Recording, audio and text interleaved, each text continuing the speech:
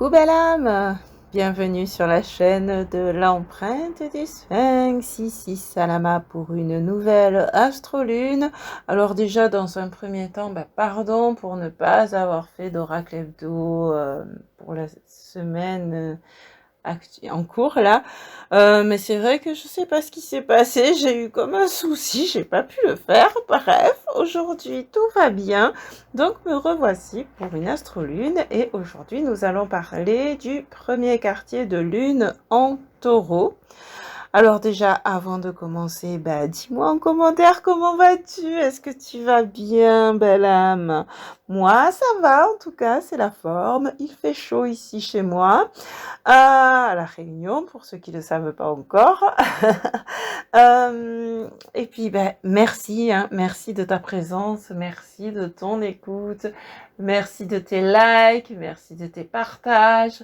Merci de ton abonnement et bienvenue à mes nouveaux et nouvelles abonnés. Merci de permettre à la chaîne de l'empreinte du Sphinx de grandir, d'être de plus en plus vue sur YouTube afin de semer de plus en plus de graines de bien-être.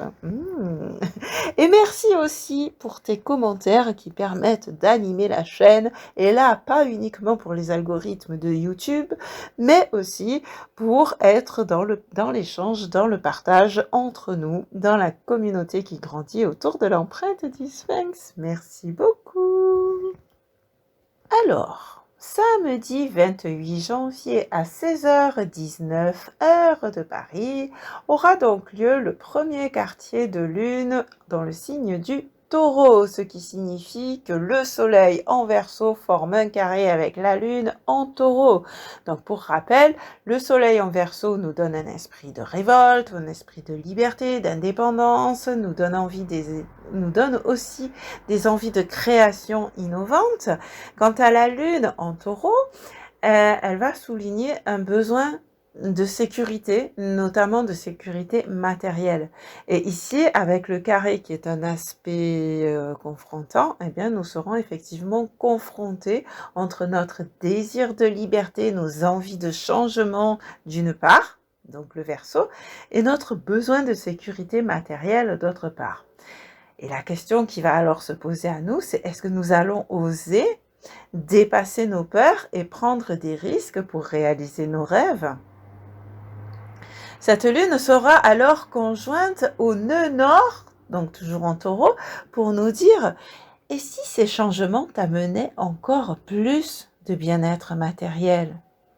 Et si le fait de créer ces changements te permettait de te revaloriser et de générer plus de richesse ?»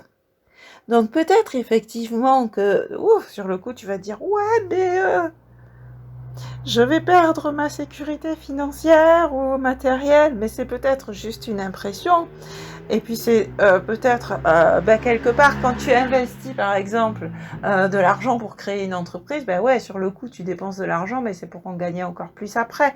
Et donc ici c'est ça l'idée, c'est que effectivement si tu oses faire ces changements, il se peut que cela t'apporte, il y a même de fortes chances que cela t'apporte plus de richesse. Surtout que Uranus, la planète du Verseau, est toujours là en Taureau, elle aussi, où elle a repris sa marche directe depuis 5 jours, on en a parlé dans la précédente astrolune, et ici elle nous invite à réaliser et à matérialiser ces changements dans notre vie. Le Soleil, lui, reçoit toujours les influences positives de Jupiter, en Bélier, qui amplifie notre rayonnement et notre volonté de changer pour du mieux, tout en nous apportant les aides providentielles qui permettent ce changement. Et Mars, dans le signe du Gémeaux, vient compléter le tableau pour nous motiver à passer à l'action dans ce sens et ainsi à concrétiser nos idées, puisque le Gémeaux, c'est aussi un des signes des idées, tout comme le Verseau et la Balance, ce sont les 3 signes d'air, donc qui correspondent au mental, aux idées et aussi aux aspirations.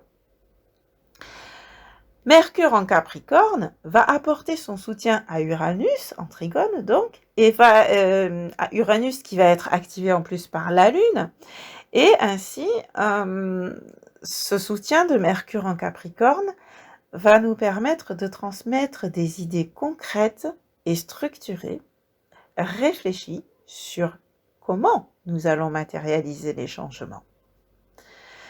Voilà ce que m'inspire ce premier quartier de lune. Donc, dès que j'aurai enregistré la partie correspondant aux ascendants que je publie sur Patreon, je rajouterai le lien dans la barre de description. Et je te remercie encore une fois de ton écoute. Et donc, je te dis à tout bientôt, soit sur Patreon, soit ici pour la prochaine vidéo.